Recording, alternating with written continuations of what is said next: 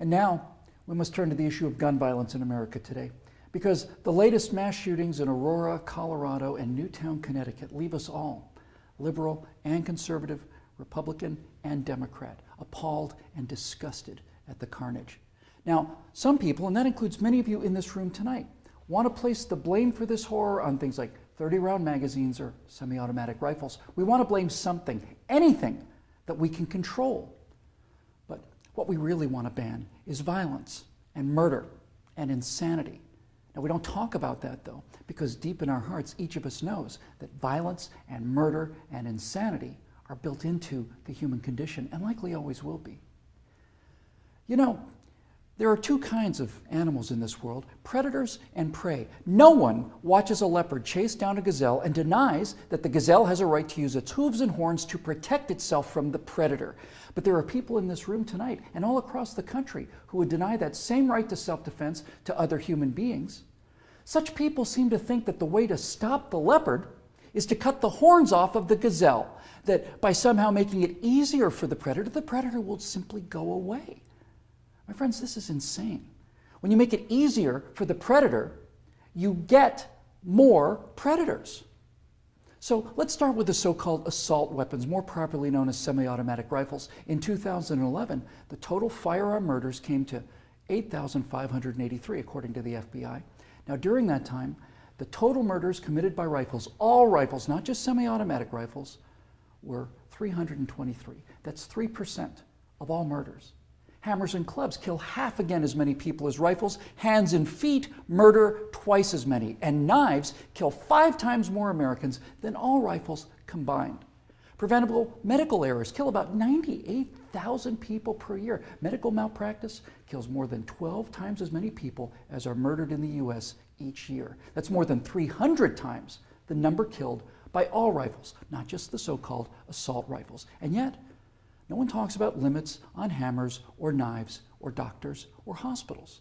No one does that because the good we perceive from hammers and knives and doctors far outweigh their perceived harm. And yet, studies show that firearms prevent anywhere from 800,000 to over 2 million violent crimes every year. The lowest estimate means that 100 times more violent crimes were prevented with firearms than the total murders committed with firearms. That's 100 times as many. Now, in October of 2007, Amanda Collins was walking to her car after a night class at the University of Nevada at Reno. Amanda had a concealed carry permit for her 9mm Glock that she carried for self-defense.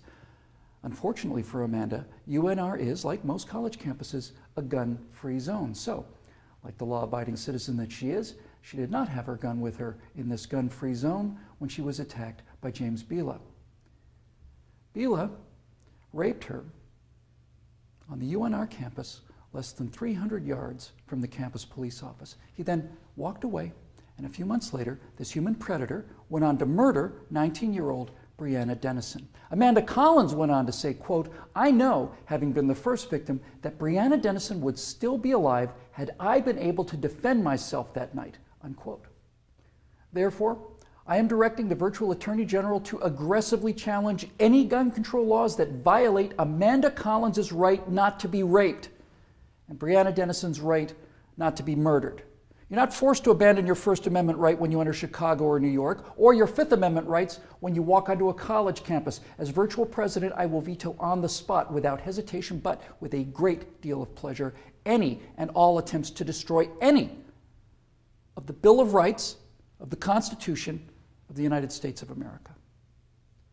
Because, when it's all said and done, the Second Amendment to the Constitution is not there to protect us against criminals, and the people calling for gun control know this. That's why they want gun control instead of crime control. That's why they want laws that, at the stroke of a pen, turn law-abiding citizens into criminals.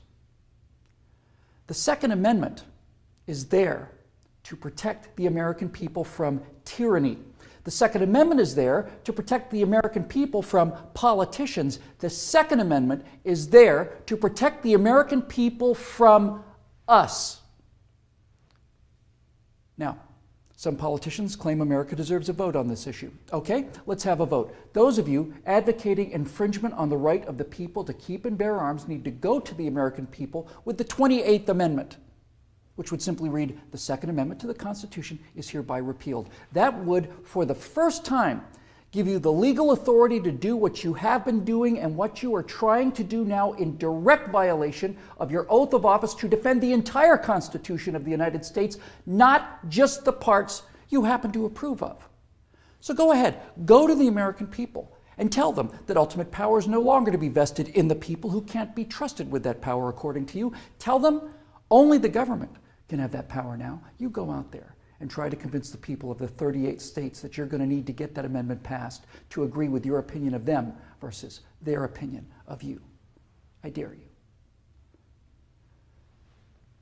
12 million unarmed men, women, and children were unable to resist being murdered by their own National Socialist government in Germany. Perhaps 50 million unarmed men, women, and children were murdered by their own Union of Soviet Socialist Republics. 50 million Chinese murdered by their own government under Mao, who also disarmed his people. And in Cuba, and in Vietnam, and in the killing fields of Cambodia. Now you say that can't happen here? You say we're protected? By what? By the Constitution that you're in the process of destroying? You are in violation of your oaths of office by so much as introducing this legislation, let alone passing it. My fellow Americans, the previous inhabitants of this chamber watched as 100 million people were murdered after being disarmed by their own governments. Every single one of those men, women, and children were as real and precious and irreplaceable as the children at Newtown. And I tell you here and now that I will be damned if I will let that happen to the American people.